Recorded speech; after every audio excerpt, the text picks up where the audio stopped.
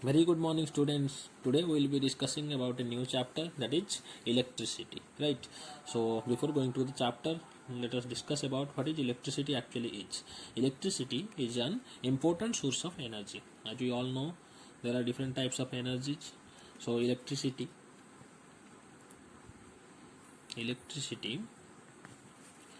is an important source of energy. Different sources of energy are there, and electricity, important source of electricity is one of them, right? And this source of energy is used in our homes, right? And also you have seen the use of electricity in case of industry, and in transport also we use electricity, right? So in case of home, how you use the electricity, आप जैसे कि बता सकते हो for example using in operating the fans, right? आप switch on करते हो, ठीक है? जब भी आप स्विच ऑन करते हो तो क्या होता है, फैन रोटेट करना स्टार्ट कर जाता है, ठीक है? That is due to electricity, right? Operation of fans, lighting the bulbs, lighting of bulbs, right? जब भी आप स्विच ऑन करते हो तो बल्ब जलने लगता है, that is also due to our electricity, right? And also in case of heating purposes also, in domestic cases we use electricity for heating purpose, ठीक है? जैसे कि आप हीटर वगैरह यूज करते हो, या फिर इंडक्शन कुकर यूज करते हो आप, तो उसे हीटिंग करना पड़ता है. In that case electricity is used in different materials, ठीक है? These are the cases in which electricity is used in our homes, right? In case of industry also we see that electricity is used to run various machines, right? Electricity is used in various machines, right? Because different machines has need of electricity to work, right? So in case of industry we use electricity to work the machines, right, in different ways. So in case of transport, electricity also used in to pull electric trains, right? You have been observing the engine of train engines, those are also in case of train engine, their working condition is according to our electricity, right? In transport we can say electricity is being used to pull electric trains, right? कोई भी अगर train में सफ़र किया होगा तो आपको पता होगा कि आजकल के जो ट्रेन इंजन बनते हैं वो सब इलेक्ट्रिसिटी से चलते हैं, ठीक है? So electricity is an important source of energy and we use this in our homes, industries and in case of transport also, right? तो इलेक्ट्रिसिटी को जानने से पहले हमें किसके बारे में पहले जानना पड़ेगा? इलेक्ट्रिक चार्ज, ठीक है? क्योंकि इलेक्ट्रिक चार्ज के बारे में अगर आपको कॉन्सेप्ट क्लियर नहीं होगा तो फिर आप इलेक्ट्रिसिटी समझ नहीं पाओगे. तो पहले डिस्कस करेंगे electric charge, right?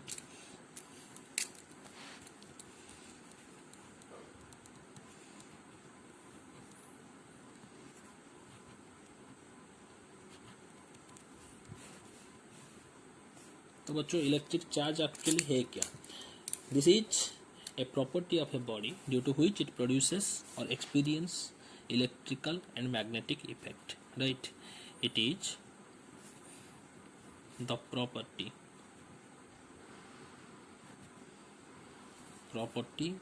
of a body due to which it produces and experiences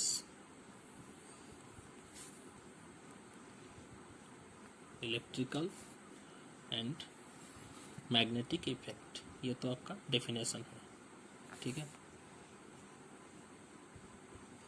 तो इलेक्ट्रिसिटी प्रोड्यूस करने के लिए, ठीक है, एक बॉडी अगर इलेक्ट्रिसिटी प्रोड्यूस करना चाहता है या फिर इलेक्ट्रिसिटी को एक्सपीरियंस करना चाहता है, ठीक है, तो उसमें चार्ज डेवलप करना पड़ेगा, ठीक है। So it is the property of a body due to which it produces and experiences electrical and magnetic effect, ठीक है। अगर आप एक बॉडी के पास चार्ज नहीं होगा then it can not produce electricity और it can not also experience the electric effect और मैग्नेटिक इफेक्ट, ठीक है। तो पहले देखते हैं कि कितने टाइप का चार्ज जनरली हम ऑब्जर्व करते हैं, ठीक है। सो here is types of charge. Generally कितने टाइप का चार्ज के बारे में आपको पता है? जब हम एक बॉडी को इमेजिन करते हैं तो हमें जनरली पता है कि every atom is constituted by protons, electrons and neutrons, right. तो प्रोटॉन्स को हम क्या बोलते हैं? Positively charged bodies. इलेक्ट्रॉन्स को बोलते हैं negatively charged bodies and neutrons are electrically neutral. तो हम अब न्यूट्रॉन के बारे में बात नहीं करेंगे क्योंकि आज it is neutral and it's charge is zero, so it doesn't have any effect on the charge of the body. तो बाकी क्या बच गए? Protons and electrons. तो अगर ये एक बॉडी है, इसके भीतर आपके 5 प्रोटॉन्स हैं, 1 2 3 4 5, ठीक है। और इलेक्ट्रॉन्स भी कितने हैं? 1 2 3 4 5 इलेक्ट्रॉन है। यहाँ पर आप देख सकते हो a body possessing 5 protons and 5 electrons. तो 5 protons and 5 electrons, each of the proton and each of the electrons are making each other electrically neutral. ये दोनों न्यूट्रल कर रहे हैं एक दूसरे को, ये दोनों एक दूसरे को न्यूट्रल कर रहे हैं, ये दोनों एक दूसरे को न्यूट्रल कर रहे हैं, ये दोनों एक दूसरे को न्यूट्रल कर रहे हैं, ये दोनों एक दूसरे को न्यूट्रल कर रहे हैं। तो generally we say that the body is neutral, ठीक है। उसका जो नेट चार्ज है 0, नेट चार्ज जो है वो 0 है क्योंकि 5 प्रोटॉन है और 5 इलेक्ट्रॉन है, they make each other they cancel each other, ठीक है। तो हम बताते हैं कि वो न्यूट्रल चार्ज है और नेट चार्ज बॉडी का 0 है, ठीक है। तो ये तो हो गया आपका प्रोटॉन एंड इलेक्ट्रॉन के बेसिस से पॉजिटिव एंड नेगेटिव चार्ज। लेकिन ये जो नेट चार्ज है बॉडी का, ये तो प्रोटॉन्स एंड इलेक्ट्रॉन हमेशा बॉडी के अंदर ही रहते हैं। जैसे कि हमने बताया कि electric charge is the inherent property of a body due to which it produces and experiences electrical and magnetic effect। तो चार्ज तो पहले से ही बॉडी के अंदर प्रोवाइडेड है, लेकिन उसका जो नेट चार्ज 0 हमेशा आता है due to the balance of electrons and number of protons. Proton का नंबर जितना होता है, इलेक्ट्रॉन का नंबर अगर उतना ही होगा, then we say that the body is electrically neutral, right. लेकिन ये जो इलेक्ट्रिकली न्यूट्रल का जो कंडीशन है वो ब्रिज कैसे होता है, मतलब ये नेट चार्ज कब डेवलप करता है बॉडी के ऊपर, उसको अब हम डिस्कस करेंगे। तो उसी के हिसाब से टाइप्स ऑफ चार्ज कितना होता है हमारा 2 होते हैं, ठीक है। एक है positive charge and another one is negative charge. और वो जो positive and negative charge body के नेट चार्ज के ऊपर डेवलप होता है, ठीक है, मतलब a body is said to be positive charge और a body is said to be in negative charge. वो कैसे हम डिस्क्राइब करते हैं? ड्यू टू द एक्सेस और डेफिशिएंसी ऑफ इलेक्ट्रॉन्स, ठीक है। अगर एक बॉडी के अंदर इलेक्ट्रॉन एक्सेस है या डेफिशिएंट है, उसी के बेसिस पर हम डिसाइड करते हैं कि बॉडी का नेट चार्ज कितना है, ठीक है। वैसे तो हर एक बॉडी का नेट चार्ज कितना होता है? 0 होता है due to the balance of protons and electrons. जितने प्रोटॉन्स होंगे उतने ही इलेक्ट्रॉन्स भी होते हैं, that's why they make each other electrically neutral। That's why we say that every body in general cases possess the charge of net charge of 0, right, or we can say that body is electrically neutral। लेकिन एक electrically neutral body को positive charge बोले या negative charge बोले, वो कैसे decide करते हैं? ड्यू टू द एक्सेस और डेफिशिएंसी ऑफ इलेक्ट्रॉन। अगर एक्सेस ऑफ इलेक्ट्रॉन्स हुआ तो उसे क्या बोलेंगे? Negatively charged body. अगर डेफिशिएंसी ऑफ इलेक्ट्रॉन होगा तो उसे क्या बोलेंगे? Positively charged body. ठीक है, आइए समझते हैं वो कैसे एक्चुअली प्रैक्टिकली पॉसिबल होता है। तो देखो बच्चों, यहाँ पर दो बॉडी मैंने बनाया है। ठीक है, इन फर्स्ट बॉडी, ये है आपका फर्स्ट बॉडी और ये है आपका second body. In first body 2 protons are there and 2 electrons are there. In second body also 2 protons are there and 2 electrons are there. So now they are acting like electrically neutral. This is electrically neutral, the first body, and second body is also electrically neutral, right? What happens due to some physical process? ठीक है, कुछ भी इन दोनों के बीच हुआ disturbance, तो क्या हुआ, ये जो इलेक्ट्रॉन था इस फर्स्ट बॉडी के अंदर से वो निकलकर कहाँ चला गया, टू द सेकेंड बॉडी। ठीक है, तो अब देखो कैसे होता है ये था आपका फर्स्ट बॉडी, ये था आपका सेकेंड बॉडी। यहाँ पर 2 प्रोटॉन थे, प्रोटॉन वैसे ही रह गए। ठीक है, और 1 इलेक्ट्रॉन था वैसे ही रह गया, लेकिन ये जो दूसरा इलेक्ट्रॉन था कहाँ पर ट्रांसफर हो गया, सेकेंड बॉडी में। तो सेकेंड बॉडी में प्रोटॉन तो 2 थे, लेकिन इलेक्ट्रॉन कितना हो गए, due to the transfer of this electron to second body, 2 electron numbers increases in this body. तो आप देख सकते हो यहाँ पर 2 प्रोटॉन 2 न्यूट्रॉन 2 इलेक्ट्रॉन एक दूसरे को क्या कर रहे थे, इलेक्ट्रिकली न्यूट्रल बना रहे थे। लेकिन अभी क्या हो गया, पॉजिटिव चार्ज ज़्यादा हो गया और नेगेटिव चार्ज कम हो गया। तो ये जो इलेक्ट्रॉन है ये इसे न्यूट्रल कर सकता है, लेकिन इसको न्यूट्रल नहीं कर सकता। That's why the total charge, net charge जो 0 आ रहा था यहाँ पर क्या आ जाएगा, टोटल चार्ज 0 नहीं होगा। ठीक है, तो यहाँ पर क्या बोलेंगे कि यहाँ पर इलेक्ट्रॉन क्या हो गया, लॉस हो गया। यहाँ से फर्स्ट ऑब्जेक्ट से इलेक्ट्रॉन लॉस हो गया, लेकिन सेकेंड बॉडी में क्या हो गया, इलेक्ट्रॉन गेन हो गया। यहाँ पर देखो नंबर ऑफ इलेक्ट्रॉन 3 है, 2 था 3 हो गया, then there is a gain of electron और we can say excess of electron. ठीक है, न्यूट्रल बनाने के लिए आपको 2 इलेक्ट्रॉन चाहिए थे और 1 इलेक्ट्रॉन ऐड हो गया, तो एक्सेस ऑफ इलेक्ट्रॉन हो गया। लेकिन यहाँ पर क्या हो गया, लॉस ऑफ इलेक्ट्रॉन और we can say deficiency of electron. तो जिस जगह डेफिशिएंसी ऑफ इलेक्ट्रॉन आया उसको हम क्या बोलेंगे, पॉजिटिवली चार्ज्ड बॉडी। और जिस जगह आपका इलेक्ट्रॉन एक्सेस आ गया उसको क्या बोलेंगे, नेगेटिवली चार्ज्ड बॉडी। ठीक है, क्योंकि ये पॉजिटिव और नेगेटिव चार्ज जो है बॉडी के ऊपर, नेट चार्ज जो डेवलप हो रहा है वो कैसे डिसाइड करते हैं, थ्रू द लॉस और गेन ऑफ इलेक्ट्रॉन।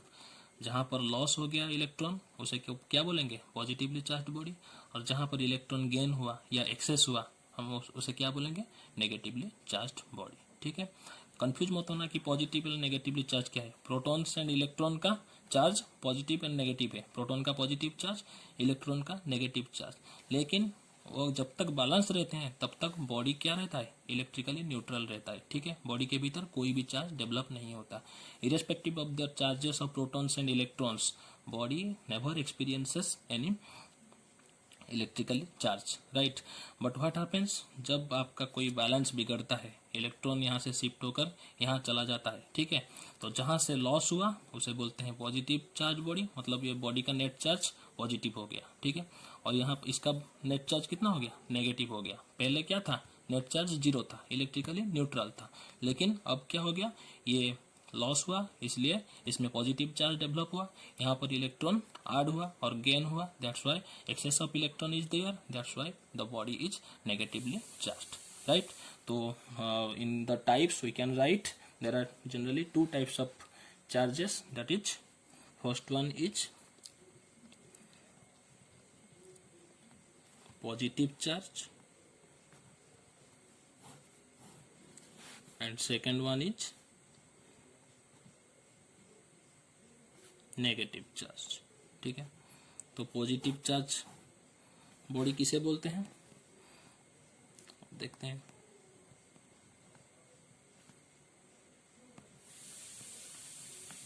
किसे बोलेंगे positive charge, the deficiency of electron, यहाँ पर देख सकते हो आप इलेक्ट्रॉन का डेफिशिएंट हो गया, 2 protons are there but 1 electron is there, that's why the deficiency of electron on a body or a particle causes positive charge on the body, right? And you have to remember that the charge is always associated with mass. Charge is associated with मास, मतलब अगर charge किसी body का change हुआ तो उसी respect से उसका मास भी चेंज होता है, ठीक है। यहाँ पर आप देख सकते हो 2 protons are there and 2 electrons are also there, तो total number of charge particle कितना थे, 1 2 3 4, लेकिन यहाँ पर क्या हो रहा है, अभी चार्ज पार्टिकल 3 हो गए। तो जब पॉजिटिवली चार्ज होता है कोई बॉडी तो उसमें क्या होता है, उसका मास भी समवॉट डिक्रीज कर जाता है, ठीक है, क्योंकि यहाँ पर जो इलेक्ट्रॉन था ये यहाँ पर ट्रांसफर हो गया। तो इलेक्ट्रॉन हैज आल्सो सम मास, ठीक है, वो नेग्लिजिबली स्मॉल हो सकता है, लेकिन अगर हम एक्यूरेटली मेजर करें तो उसका कुछ मास होता है। तो वो अगर यहाँ से यहाँ तक चला गया तो इस बॉडी का मास क्या हो गया, डिक्रीज हो गया, एंड इस बॉडी का मास क्या हो गया, इंक्रीज हो गया। तो जो पॉजिटिवली चार्ज बॉडी होगा उसका मास हमेशा क्या करेगा, डिक्रीज करेगा, और जिस नेगेटिवली अगर बॉडी का चार्ज नेगेटिव है तो उसका मास क्या होगा, इंक्रीज करेगा due to gain of electron. So we can write here the mass of a body somewhat decreases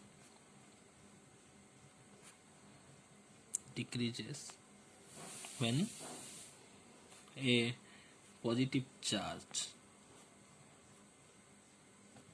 is developed in it. So it's clear about positive charge. Now we'll discuss about negative charge, right? As we have already discussed earlier कि negative charge कहाँ पर develop होता है, when the excess or gain of electron is there, right? So we can write the excess of electrons on a body or a particle causes negative charge on the body. तो positive charge case में क्या हो रहा था, आपका मास decrease हो रहा था due to loss of electron और डेफिशिएंसी ऑफ इलेक्ट्रॉन, लेकिन यहाँ पर क्या हो रहा है, excess of electron is there. So in case of negative charge we can say mass increases, right? Mass increases when a negative charge is developed in it, ठीक है। एक बॉडी के अंदर अगर नेगेटिव चार्ज डेवलप होता है तो उसमें क्या होता है, मास इंक्रीज हो जाता है, ठीक है, due to excess of electron added there. So now will discuss about, हमको तो पता चल गया चार्ज क्या है, ठीक है, और कितने टाइप्स ऑफ चार्ज क्या कितने हैं, पॉजिटिव चार्ज, नेगेटिव चार्ज। अब पता करते हैं कि ये चार्ज डेवलप होता कैसे है, how many ways we can develop a charge inside a body, right? So here is the way of developing a charge inside a body, ठीक है। एक बॉडी के अंदर अगर आपको चार्ज डेवलप करना है तो कितने वेज हैं, ठीक है। तो हमारे पास 3 उपाय हैं। पहला उपाय यह है कि charging by friction, right, charging by friction. पहला उपाय क्या है आपका, चार्जिंग बाय फ्रिक्शन। तो फ्रिक्शन मतलब क्या है,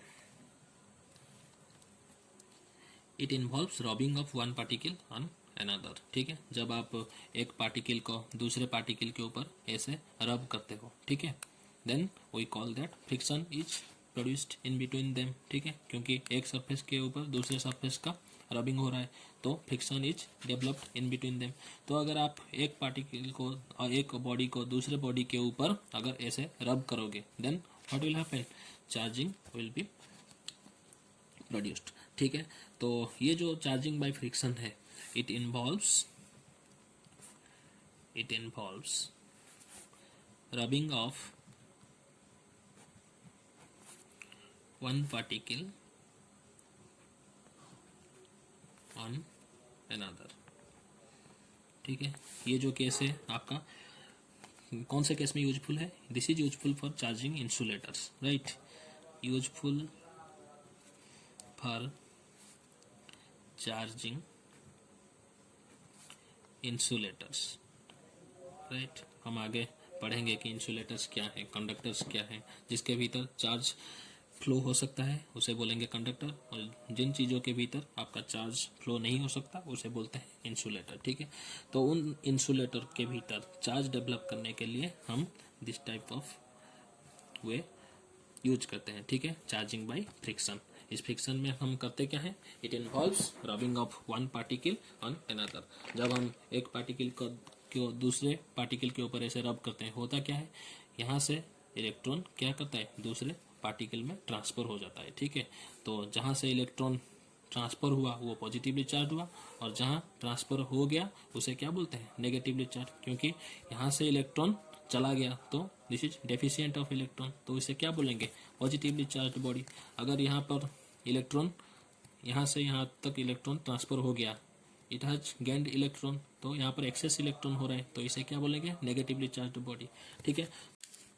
तो अब देखते हैं कि दोनों बॉडी को अगर हम रब करेंगे और चार्जिंग बाय फ्रिक्शन हम कर रहे हैं तो उनके भीतर फ्रिक्शन डेवलप कर रहे हैं और एक दूसरे के भीतर चार्ज डेवलप करेंगे, तो कौन सा ऑब्जेक्ट और कौन सा बॉडी पॉजिटिवली चार्ज होगा और कौन सा बॉडी नेगेटिवली चार्ज होगा वो कैसे हम पता करते हैं।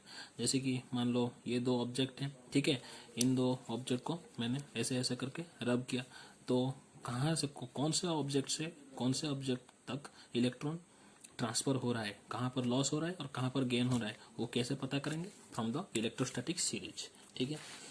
तो ये देखो, पहले आपको एक इलेक्ट्रोस्टैटिक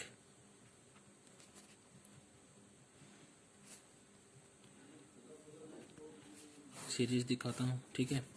यहाँ पर क्या होगा, different materials will be there, जैसे कि different materials will be arranged in increasing tendency to lose electrons, ठीक है। जैसे जैसे आप नीचे जाओगे उन मटेरियल का tendency of losing electron will increase, brass, copper, ebonite, paraffin wax, ठीक है, सिल्क आपका, फिर आ जाएगा उसके बाद लेड, फर, वूल, ग्लास, ठीक है। बहुत सारे ऑब्जेक्ट होते हैं, ठीक है, मैंने इतने को लिया है और इनका इलेक्ट्रोस्टैटिक सीरीज बनाया है, ठीक है। ये सीरीज क्या हमें दिखाता है कि डाउन वी गो, ठीक है, हम जैसे जैसे नीचे की तरफ आते हैं देन वी फाइंड इंक्रीजिंग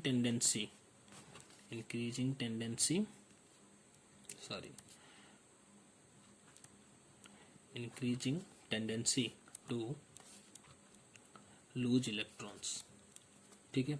मतलब ग्लास बहुत जल्दी इलेक्ट्रॉन लूज कर लेता है, वूल ग्लास से थोड़ा कम जल्दी, फिर फॉर ज़्यादा टाइम लेता है, लीड उससे भी ज़्यादा टाइम लेता है इलेक्ट्रॉन लूज करने के लिए, सिल्क वो लीड से ज़्यादा टाइम लेता है इलेक्ट्रॉन लूज करने के लिए। तो सबसे जल्दी कौन इलेक्ट्रॉन लूज करेगा, ग्लास, ठीक है। तो increasing tendency to lose the electron, कहने की बात यह है कि अगर आप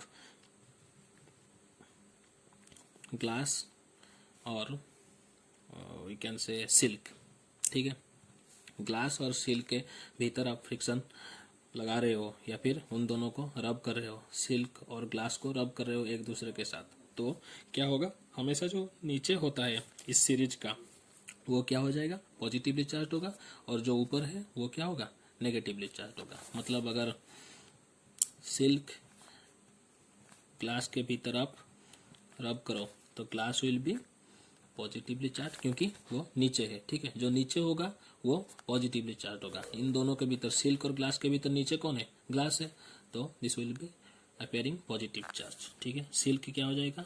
नेगेटिवली चार्ज, ठीक है। अच्छा बच्चों, अगर मैं ऐसे बताऊं कि इबोनाइट, और एक एग्जांपल आप यहाँ से देख सकते हो, ठीक है। इबोनाइट प्लस एनिमल फर, बताओ कौन सा आपका पॉजिटिवली चार्ज होगा? जो नीचे होगा वो पॉजिटिवली चार्ज होगा। इबोनाइट और एनिमल फर में देखो, फर इज टुवर्ड्स द डाउन, ठीक है। वो नीचे की तरफ कौन है? फर है। इबोनाइट काफ़ी ऊंची ऊंची जगह पर है, आपका जो इलेक्ट्रोस्टैटिक सीरीज है, ठीक है।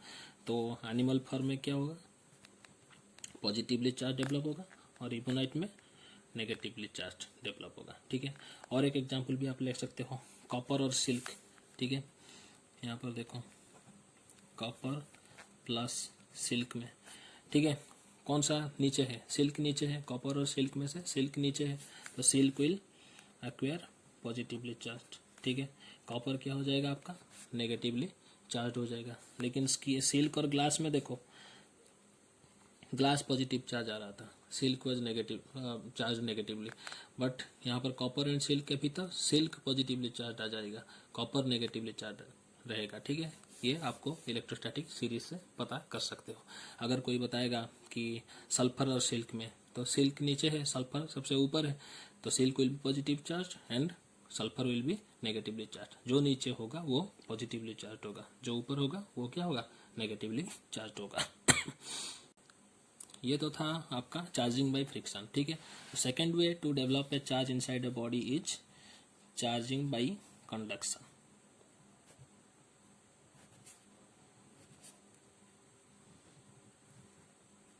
ठीक है। ये जो चार्जिंग बाय फ्रिक्शन हो रहा था, that was useful for charging insulator, ठीक है। अगर इंसुलेटिंग मटेरियल कोई भी है तो उसको चार्ज करने के लिए हम क्या वे इस्तेमाल करते हैं? Charging by friction. लेकिन यहाँ पर जो चार्जिंग बाय कंडक्शन है, ठीक है, वहाँ पर this is useful for charging conductors, ठीक है। कंडक्टर को चार्ज करने के लिए हम क्या करते हैं? Charging by conduction method use करते हैं, ठीक है। ये होता क्या है यहाँ पर? It involves touching of a charge particle to a conductive material, right. जैसे कि हम एक एक्सपेरिमेंट बना सकते हैं। ये आपका एक कंडक्टिव मटेरियल है which is hanging from here, ठीक है। ये आपका क्या है? अनचार्ज्ड है, अनचार्ज्ड कंडक्टर है, ठीक है, या कंडक्टिंग मटेरियल है। तो इस अनचार्ज कंडक्टिंग मटेरियल को अगर हम एक चार्ज्ड बॉडी के फिजिकल कांटेक्ट में लाएंगे, और उसे मतलब एक चार्ज्ड बॉडी लाओगे एंड उसे जस्ट आप क्या करोगे? टच कर लोगे, ठीक है। ये charged body, this is negatively charged body है, ठीक है। अगर आप इसके यहाँ टच करोगे तो होगा क्या? यहाँ से जो इलेक्ट्रॉन्स हैं, ठीक है, एक्सेस इलेक्ट्रॉन से क्या हो जाएगा? यहाँ पे ट्रांसफर हो जाएगा, ठीक है। यहाँ पे देख सकते हो इलेक्ट्रॉन्स आर ट्रांसफर्ड हियर। ये अनचार्ज था, लेकिन जैसे ही हम एक अनदर चार्ज कंडक्टर को पास लाकर या चार्ज ऑब्जेक्ट को इस कंडक्टर से टच करवा रहे हैं, ठीक है, और फिजिकली टच कर रहे हैं, तो ये क्या हो रहा है? Electrons are transferred from the charged body to the uncharged body, ठीक है। इसे बोलते हैं क्या? Charging by conduction. तो अगर एक बार टच करने के बाद हम इसे हटा लेंगे, हटा लेने के बाद हम क्या देखेंगे कि ये जो अनचार्ज कंडक्टर था ये क्या हो गया? चार्ज हो गया, विच इज नेगेटिवली चार्ज। अगर एक पॉजिटिवली चार्ज बॉडी को अगर टच करवाते तो ये क्या हो जाता? पॉजिटिवली चार्ज हो जाता। लेकिन जैसे कि हमारा जो ये ऑब्जेक्ट है ये पहले से ही नेगेटिवली चार्ज था, तो ये इलेक्ट्रॉन डोनेट कर दिया, ठीक है, that's why it is negatively charged, ठीक है। तो ये जो चार्जिंग बाय कंडक्शन है, दिस इज अकर्ड बाय और involves touching of a charge particle to a conductive material, right? This way the charges are transferred from the charged material to the conductor, ठीक है। ये पहले से ही charge था, ये charge नहीं था, तो यहाँ से चार्ज क्या हो गया, ट्रांसफर हो गया। चार्जिंग में कंडक्शन क्यों बोला जाता है, क्योंकि ये फिजिकली टच हो रहा है, ठीक है। इन केस ऑफ फ्रिक्शन क्या हो रहा था, टच तो हुआ था लेकिन उसे रब करना पड़ रहा था, ठीक है। अगर ये दोनों की बॉडीज आर अनचार्ज, ये भी अनचार्ज बॉडी है, ये भी अनचार्ज बॉडी है, उनको रब करने के बाद क्या हो रहा था, दोनों के भीतर चार्ज डेवलप हो रहा था। बट यहाँ पर क्या होगा, एक बॉडी अनचार्ज होगा, अनदर बॉडी इज चार्ज, ठीक है। तो ये चार्ज बॉडी को अगर हम उसे सिर्फ टच कर लेते हैं इसके साथ, तो क्या हो जाता है, इस बॉडी के अंदर भी चार्ज डेवलप कर जाता है, ठीक है। तो यहाँ पर क्या हो रहा है, चार्जिंग बाय कंडक्शन ऐसे होता है, ठीक है। Now this is the second way to develop a charge inside a body. अब थर्ड वे क्या है, सेकेंड जो चार्जिंग ऑफ कंडक्शन है, या आप अपना स्क्रीन पे भी देख सकते हो कि कैसे हम चार्ज कर रहे हैं, ठीक है। मैंने आपके लिए एक GIF डाल दिया है स्क्रीन पर, आप देख सकते हो। जैसे ही एक चार्ज बॉडी को हम टच करवा रहे हैं एक अनचार्ज बॉडी के साथ, तो चार्ज कैसे ट्रांसफर हो रहा है, ठीक है। Now will go forward to the third way of developing a charge inside body, that is charging by induction. ये हो गया आपका चार्जिंग बाय इंडक्शन, ठीक है। In this method actually what happens, the charging is developed without touching the object. In this case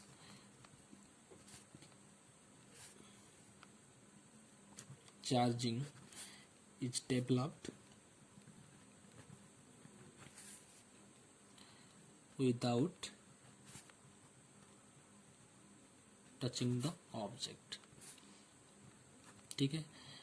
In the previous two methods we have already discussed charging by friction and charging by conduction. These both of the ways were involving what, touching of the materials, ठीक है। Charging of induction conduction में भी touching हो रहा था, friction के case में भी आप दो ऑब्जेक्ट को टच करवा रहे थे। लेकिन इन case of charging by induction यहाँ पर टच होना जरूरी नहीं है, ठीक है। विदाउट टच के हम कैसे डेवलप करते हैं, आइए एक एक्सपेरिमेंट से आपको ये पता चल जाएगा, ठीक है। यहाँ पर दो ऑब्जेक्ट एक दूसरे के कांटेक्ट में है, ठीक है। फर्स्ट वन ऑब्जेक्ट इज वो A and second object is B. ये दोनों एक दूसरे के पास रखे हुए हैं, ठीक है, in contact with each other. इन दोनों के भीतर एकदम पूरा कांटेक्ट है। होता क्या है, जब हम अनदर चार्ज्ड बॉडी,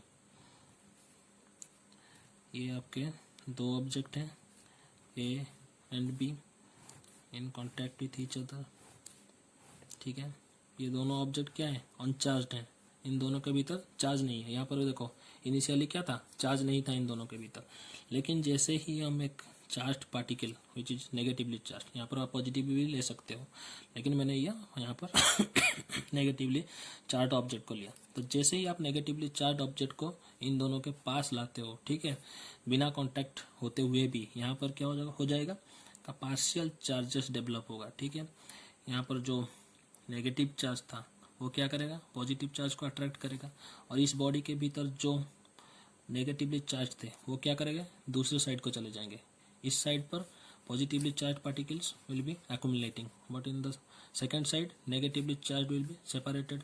एंड यहाँ पर ये जब आ जाएंगे तो ये जो बी जो ऑब्जेक्ट है वो इसके साथ कांटेक्ट में हुआ है, ठीक है। तो ये जो नेगेटिवली चार्ज्ड पार्टिकल्स हैं वो सब ट्रांसफर हो जाएंगे, कहाँ पर, बी पर ट्रांसफर हो जाएंगे, ठीक है। जब ट्रांसफर हो जाएंगे तो फिर क्या हो जाएगा, इन दोनों का हम अलग कर लेंगे, ठीक है। अलग कर लेंगे मतलब यहाँ पर नेगेटिव चार्जेस सब ट्रांसफर होकर चले आए, ठीक है। तो इन दोनों ऑब्जेक्ट को हम अगर अलग कर लें तो ये क्या हो जाएगा, पॉजिटिवली चार्ज, और ये आपका हो जाएगा नेगेटिवली चार्ज्ड, है कि नहीं। यहाँ पर आपका इंडक्शन हो रहा है, ठीक है। ये कांटेक्ट में नहीं है, still it developing partial charges, ठीक है। यहाँ पर जो ऑब्जेक्ट हमने प्लेस किया, चार्ज ऑब्जेक्ट प्लेस किया, इसके इफेक्ट से यहाँ क्या हो रहा है, यहाँ का जो पॉजिटिव नेगेटिव दोनों मिलकर यहाँ पर रहते हैं, ठीक है। लेकिन जैसे ही हम इस नेगेटिवली चार्ज ऑब्जेक्ट को इसके पास लाए तो फिर इसका पॉजिटिव एंड नेगेटिव चार्ज क्या हो गया, डिवाइड हो गया, ठीक है। पॉजिटिव चार्ज एक तरफ आ गया, नेगेटिव चार्ज दूसरी तरफ आ गया, और जैसे कि another object is in touch with the object A, object B is in touch with object A, तो दिस साइड पर यहाँ पर क्या हो रहा है, टच हो रहा है, तो ये वाले जब जो इलेक्ट्रॉन है वो क्या करते हैं, कंडक्शन हो जाते हैं इसमें, ठीक है। तो यहाँ से इलेक्ट्रॉन चलकर यहाँ पर बी में शिफ्ट हो जाते हैं, ठीक है। और जैसे ही हम इन दोनों को अलग कर लेते हैं क्या हो जाता है, ये बी वाला जो ऑब्जेक्ट है वो नेगेटिवली चार्ज हो जाता है, एंड ये ए वाला जो ऑब्जेक्ट है ये पॉजिटिवली चार्ज हो जाता है, ठीक है। अब अगर हम इसे हटा लें, ये जो इंडक्शन यही कॉज कर रहा था ना, इंडक्शन, इसके वजह से यहाँ पर एक पोलैरिटी डेवलप हो रहा था, ये पॉजिटिव ये negative, this side positive polarity, this side negative polarity, and due to the conduction this negative electrons are conducted to the material B, ठीक है। तो यहाँ पर पॉजिटिव एक्सेस हो गए, यहाँ पर इलेक्ट्रॉन क्या हो गए, कम हो गए, यहाँ पर इलेक्ट्रॉन ज़्यादा हो गए, तो ये पॉजिटिवली चार्ज हो गया, ये नेगेटिवली चार्ज हो गया। अब इसे अगर हम हटा लें, ठीक है, तो क्या मिलता है हमें, two charged body we get. तो इंडक्शन से बिना टच किए भी कैसे आप बॉडी को चार्ज दिला सकते हैं, यहाँ से प्रूफ हो गया। सिर्फ अगर एक चार्ज बॉडी को नियरली प्लेस कर लें, ठीक है, एक चार्ज बॉडी को एक ऑब्जेक्ट के नियर प्लेस कर लें तो उसमें क्या होता है, पोलैरिटी डेवलप करता है, ठीक है, मतलब positive and negative charges separated out. तो ये वाला जो नेगेटिव चार्ज है हम इस साइड से इसे कंडक्शन करके यहाँ पर शिफ्ट करवा लिए, और ये जो पॉजिटिव चार्जेस हैं ये तो इस साइड में थे, ठीक है। तो अगर इसको हम हटा लें, इसको भी हटा लें, तो पॉजिटिव चार्जेस फैल जाएंगे और ये पॉजिटिवली चार्ज हो जाएगा, और यहाँ पर जो नेगेटिव चार्जेस एक्सेस आ गए इसे नेगेटिवली चार्ज ऑब्जेक्ट बनाते हैं। अब अगर इसे हम हटा लें तो ये दोनों इंडिविजुअली चार्ज हो गए, और एक पॉजिटिव चार्ज हो गया, another one is negatively charge, ठीक है। इसे बोलते हैं इंडक्शन, ठीक है, चार्जिंग बाय इंडक्शन। देखो यहाँ पर कॉन्टैक्ट नहीं है, यहाँ पर जो चार्ज ऑब्जेक्ट है इसके साथ कोई भी कॉन्टैक्ट में नहीं है, सिर्फ उसके पास लाकर हम रख रहे हैं तभी चार्ज डेवलप हो रहा है, इसे बोलते हैं इंडक्शन, ठीक है। Now the properties of charge, ठीक है। तो पहले प्रॉपर्टी में क्या आता है, first property is like charges repel and unlike charges attract each other,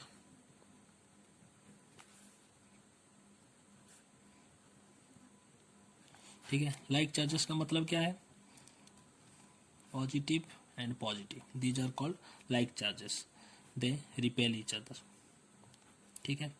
अगर ये नेगेटिव और नेगेटिव होगा तो भी इसे हम क्या बोलेंगे, like charges. Positive plus plus like charges and they repel each other, and minus minus are also like charges, they also repel each other, ठीक है। और अनलाइक चार्जेस किसे बोलेंगे, प्लस माइनस हो या माइनस प्लस हो, इन दोनों को क्या बोलेंगे, अनलाइक चार्जेस। प्लस माइनस क्या करेंगे, unlike charges attract each other, ठीक है। माइनस प्लस भी आपका अट्रैक्शन बनाए रखेगा, ठीक है।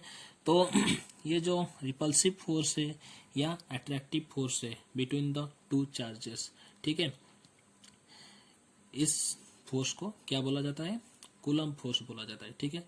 दिस फोर्स ऑफ अट्रैक्शन और this force of repulsion in between two point charges is measured by Coulomb's law, and that's why the force is called Coulomb force, right?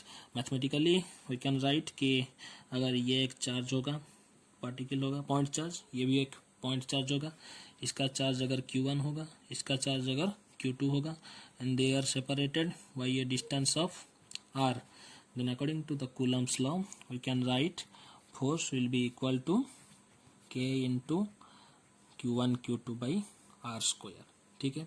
यहाँ पर K क्या है, K is called as the Coulomb's electrostatic force constant, Coulomb's electrostatic force constant, ठीक है। ये आपके syllabus में नहीं है, सिर्फ जानकारी के लिए बता रहा हूँ।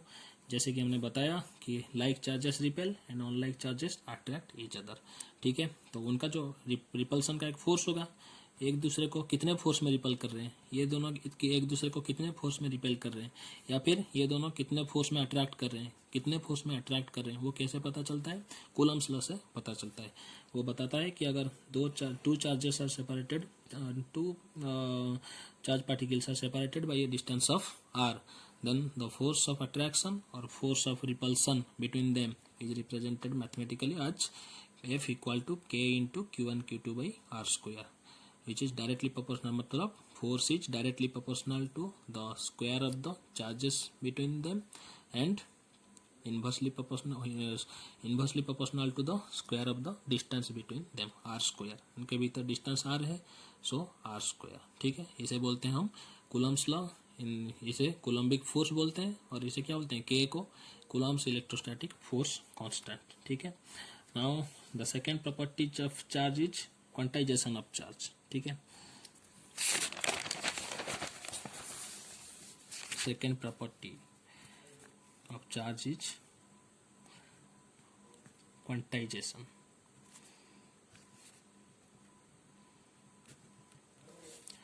क्वांटाइजेशन मतलब चार्ज का एक एब्सोल्यूट वैल्यू है। ठीक है, हम चार्ज को मेजर भी कर सकते हैं। तो जैसे कि हमने बताया था कि ये एक बॉडी है, ठीक है, दिस इज अनदर बॉडी। ठीक है, अगर इस बॉडी से एक इलेक्ट्रॉन, ठीक है, कहाँ ट्रांसफर हो रहा है, ये आपका ये है, बॉडी का नाम दे देते हैं, दिस इज बॉडी बी। अगर one electron body is transferred from body A to body B, then हम क्या बोलते हैं, यहाँ पर जो चार्ज डेवलप हुआ दैट इज +1 ई, एंड यहाँ पर जो चार्ज डेवलप हुआ दैट इज -1 ई। ठीक है, मतलब यहाँ से एक इलेक्ट्रॉन शिफ्ट हो गया, that's why it is deficient of one electron, that's why this is positively charged.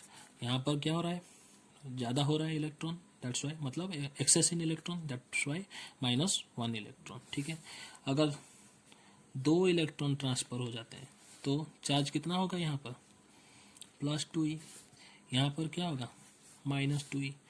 अगर यहाँ पर पकड़ लो 3 इलेक्ट्रॉन ट्रांसफर हो रहे हैं from body A to body B, तो यहाँ पर जितना चार्ज होगा क्या बोलेंगे, +3 ई। यहाँ पर जितना चार्ज होगा क्या बोलेंगे, -3 ई।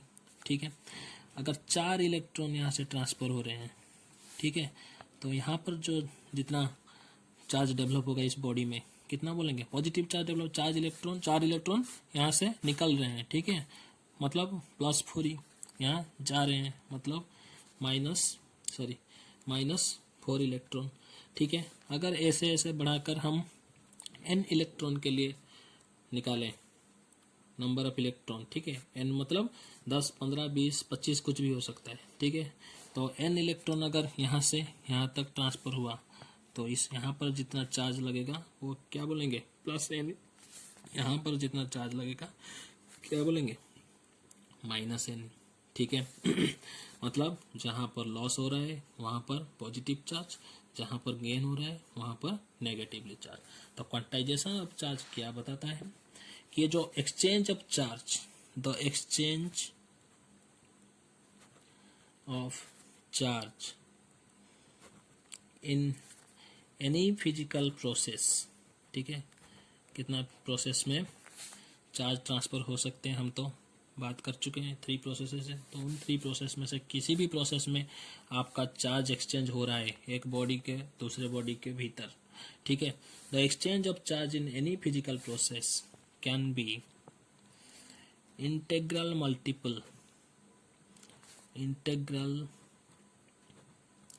Multiple of electronic charge and not in fraction. ठीक है, वो क्या बोल रहा है कि जो एक्सचेंज ऑफ चार्ज हो रहा है that should be an integral multiple of electronic charge, जिसको मैथमेटिकली हम क्या लिख सकते हैं, if Q is the net charge due to the accumulation of electrons और removal of electrons, then Q will be equal to plus of minus of Ne। ठीक है, this is the quantization of formula for quantization of charge. यहाँ पर आप देख सकते हो एक इलेक्ट्रॉन यहाँ पर क्या हो रहा था, रिमूवल हो रहा था, यहाँ पर अकोमुलेशन हो रहा था। ठीक है, जब रिमूवल हो रहा था तो चार्ज क्या हो रहा था, +1e। ठीक है, जब अकोमुलेशन हो रहा था चार्ज हो रहा था -1e। यहाँ पर देख सकते हो Q plus NE, plus minus NE लिखा हुआ है। ठीक है, ये प्लस जो है वो पॉजिटिव किस जगह पर है, जहां पर रिमूवल ऑफ इलेक्ट्रॉन हो रहा है। नेगेटिव किस जगह हो रहा है, जहां पर अकोमुलेशन ऑफ इलेक्ट्रॉन हो रहा है। ठीक है, जहां से आपका इलेक्ट्रॉन रिमूव हो रहा है, यहाँ से इलेक्ट्रॉन रिमूव हो रहा है तो यहाँ पर +NE। कितना इलेक्ट्रॉन रिमूव हो रहा है, एक इलेक्ट्रॉन रिमूव हो रहा है, 1 electron into charge of 1 electron. यहाँ पर क्या हो रहा है, माइनस। ठीक है, क्योंकि अकोमुलेशन हो रहा है। यहाँ पर रिमूवल हो रहा है तो प्लस चार्ज है 2 इलेक्ट्रॉन का, यहाँ पर अकोमुलेशन हो रहा है, दैट्स वाई -2e। ठीक है, सो हमारा एक्सप्रेशन क्या आ गया, Q equal to +-NE, where N equal to क्या है, एक इंटेजर है। ठीक है, ये फ्रैक्शन नहीं हो सकता, मतलब आप ये नहीं बता सकते यहाँ से 1 इलेक्ट्रॉन लूज हो सकता है, 2 इलेक्ट्रॉन लूज हो सकता है, 3 इलेक्ट्रॉन लूज हो सकते हैं, 4 इलेक्ट्रॉन लूज हो सकते हैं। ठीक है, integral multiple of electrons loose हो सकते हैं, लेकिन आप कोई ये नहीं बता सकता कि यहाँ पर 2.5 इलेक्ट्रॉन, ठीक है, या फिर 1.5 इलेक्ट्रॉन ऐसे एक्सचेंज नहीं हो सकता। ठीक है, कोई एक इलेक्ट्रॉन और दूसरा इलेक्ट्रॉन का हाफ, ऐसे हाफ इलेक्ट्रॉन, या कोई बताएगा कि 0.5 इलेक्ट्रॉन, हाफ इलेक्ट्रॉन लूज, ऐसे नहीं हो सकता। ठीक है, फ्रैक्शन नहीं हो सकते, हमेशा इंटीग्रल मल्टीपल 1 2 3 4 5 6 नंबर में आएंगे। ठीक है, 1.5 2.5 0.5 0.25 ऐसे फ्रैक्शन से जो इलेक्ट्रॉन लॉस नहीं हो सकते या फिर अकोमुलेशन भी नहीं हो सकता। ठीक है, तो n is always an integer and E equal to magnitude of charge on 1 electron। ठीक है, 1 इलेक्ट्रॉन का चार्ज आपको पता है, दैट इज 1.6 इंटू 10⁻⁻19 कूलम। अगर एक बॉडी से 1 इलेक्ट्रॉन लॉस हो रहा है, ठीक है, लॉस मीन्स पॉजिटिव चार्ज, तो चार्ज कितना होगा इस बॉडी पर, +NE। ठीक है, कितना, 1 इलेक्ट्रॉन, तो n के जगह आप क्या लिखोगे, 1 इलेक्ट्रॉन का चार्ज कितना है, 1.6 इंटू 10⁻⁻19 कूलम। ठीक है, तो आपका कितना आ जाएगा, 1.6 इंटू 10⁻⁻19 कूलम का चार्ज है। ठीक है, अगर 2 इलेक्ट्रॉन गेन, ठीक है, एक बॉडी अगर 2 इलेक्ट्रॉन गेन कर रहा है, गेन मतलब नेगेटिव। ठीक है, एक्सेस इलेक्ट्रॉन हो रहा है, तो यहाँ पर क्या पुट करोगे आप, -NE। गेन दिखोगे तो माइनस साइन पुट करना है, अगर लॉस दिखोगे तो प्लस साइन पुट करना है। ठीक है, तो कितना होगा, कितना इलेक्ट्रॉन गेन हो रहा है, N will be equal to 2 into 1.6 into 10⁻⁻19 coulomb. ठीक है, इसको आप मल्टीप्लाई करोगे तो आपका रिजल्ट आ जाएगा। अगर कोई पूछेगा 3 इलेक्ट्रॉन लॉस मतलब चार्ज कितना होगा, टोटल चार्ज उस बॉडी के ऊपर प्लस में आएगा, NE लॉस हो रहा है। ठीक है, तो N कितना है, 3, कितना इलेक्ट्रॉन, 3 into charge of 1 electron 1.6 into 10⁻⁻19 coulomb, ऐसे आपको करना है। ठीक है, this is called quantization of charge. ठीक है, now will see the third property, conservation of charge. So according to conservation of charge, charge can neither be created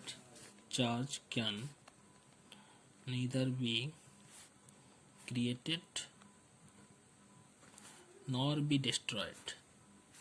ठीक है, चार्ज को आप क्रिएट नहीं कर सकते या फिर डिस्ट्रॉय भी नहीं कर सकते, rather it can be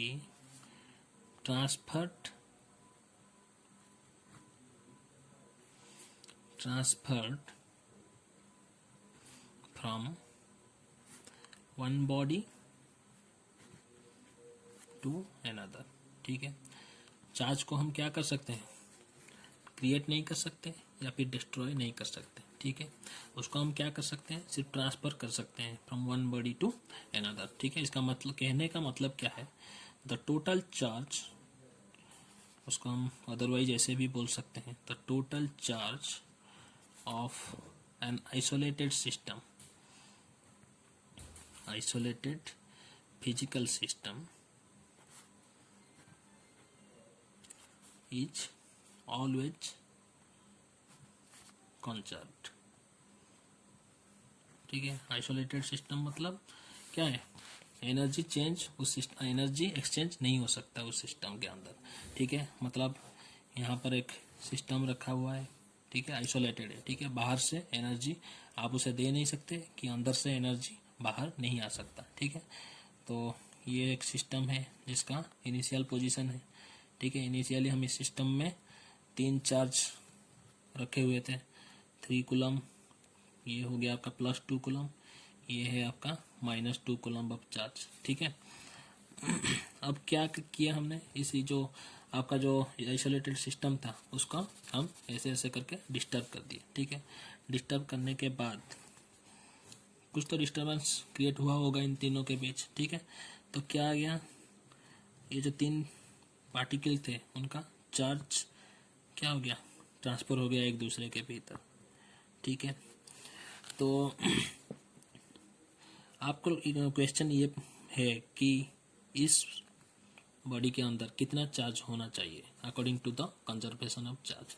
conservation charge क्या कहता है कि जो total charge of an isolated physical system is always conserved. ठीक है, मतलब टोटल चार्ज, अगर इनिशियल पोजीशन देखें इसका टोटल चार्ज कितना है, +3 coulomb, +2 coulomb, -2 coulomb, that is +3 coulomb is the net charge. ये टोटल नेट चार्ज कितना है इस सिस्टम के भीतर इनिशियली, ये 3 कूलम पे +3 कूलम, ये 2 कूलम, ये -2, ये 2 कैंसिल हो गए, तो बच गया कौन, ये +3 coulomb is the net charge. ठीक है, तो according to conservation of charge क्या बता रहा है कि अगर आप ये सिस्टम को कुछ भी करो, ठीक है, कुछ भी करो, अगर इस सिस्टम में कुछ भी आपका डिस्टर्बेंसेस हुआ, फिर भी इस सिस्टम का टोटल चार्ज हमेशा फिक्स रहना होगा। ठीक है, मतलब ये अगर 3 कूलम का टोटल चार्ज था इस सिस्टम में initially, then finally also we get total 3 coulomb of charge. ठीक है, चार्ज कहीं भी एस्केप नहीं कर सकता।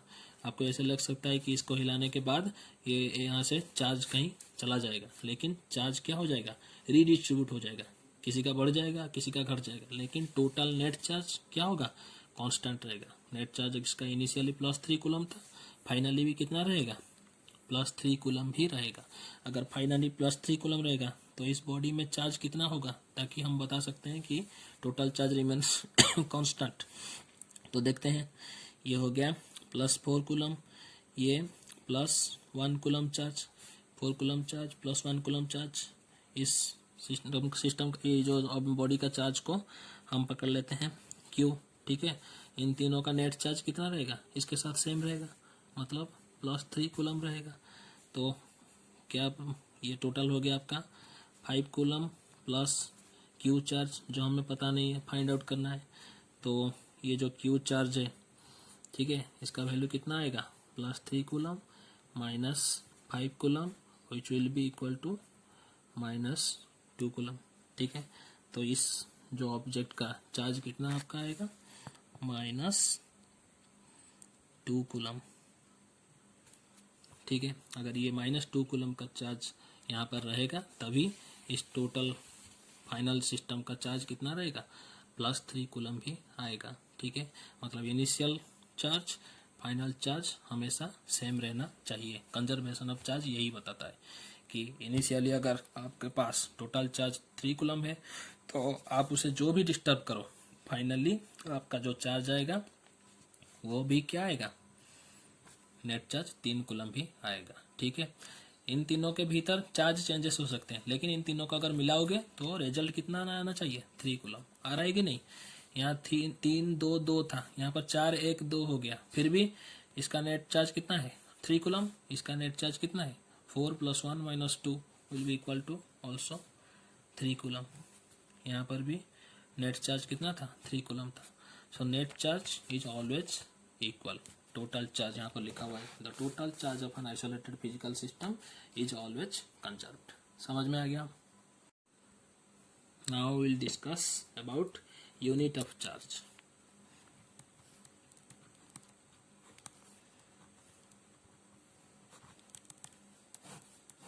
Unit of charge. SI unit के केस में चार्ज का जो यूनिट है उसे क्या बोलते हैं, कूलम, राइट। उसको कैसे रिप्रेजेंट करते हैं, it is represented by C, right. And charge of 1 electron का हम बताया हमें, charge of one electron is equal to 1.6 into 10⁻⁻19 coulomb, ठीक है।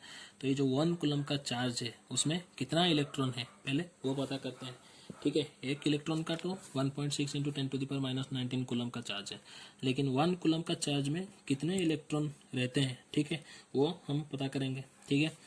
तो कैसे पता करेंगे, 1.6 इंटू 10⁻⁻19 कूलम चार्ज में कितना इलेक्ट्रॉन है, 1 इलेक्ट्रॉन है। तो 1 कूलम में कितना रहेंगे 1/1.6 इंटू 10⁻⁻19, ठीक है। ये अगर आप सॉल्व करोगे तो आपका आ जाएगा 6.25 इंटू 10⁻18 इलेक्ट्रॉन्स, ठीक है। तो हम ये बोल सकते हैं कि 1 coulomb of charge, or we can say that a body is said to have 1 coulomb of charge if it contains 6.25 into 10⁻18 electrons. देख सकते हो कितना बड़ा अमाउंट है, 6.25 इंटू 10⁻18 इलेक्ट्रॉन्स का चार्ज को हम क्या बोलेंगे, 1 कूलम बोलेंगे। तो ये जो 1 कूलम का जो चार्ज है, this is very big unit of electric charge, ठीक है। तो उसको हम छोटे आपका जो मेजरमेंट है उसमें भी डिवाइड करते हैं कभी कभार, जैसे कि 1 मिली कूलम, ठीक है, 1 मिली कूलम, उसको कन्वर्सन करते हैं, लिखा जाता है 1 mc which will be equal to 10⁻³ coulomb. अगर और भी छोटा यूनिट हमें यूज करना हो तो 1 माइक्रो कूलम, ठीक है। 1 micro coulomb is represented as 1 μc which is equal to 10⁻⁻6 coulomb. आप इसे भी याद रख सकते हो, लेकिन 1 coulomb is the SI unit of charge and that is very big. आप देख सकते हो 6.25 इंटू 10⁻18 इलेक्ट्रॉन्स मिलकर 1 कूलम का चार्ज बना रहे हैं, ठीक है। So you can imagine how big the charge is. So that's all for today's discussion. Hope you have already understood well. Have a nice day, students. Thank you for watching.